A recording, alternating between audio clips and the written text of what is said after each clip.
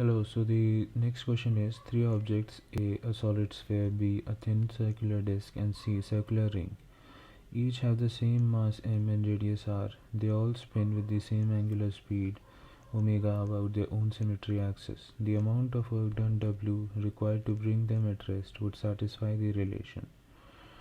So the correct answer for the question is WC greater than WB greater than WA.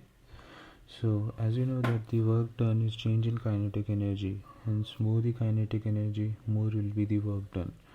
So which is equals to half I W square.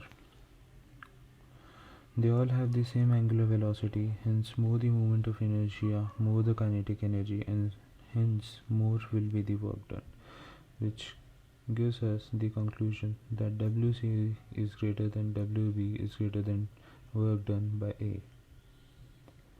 Thank you.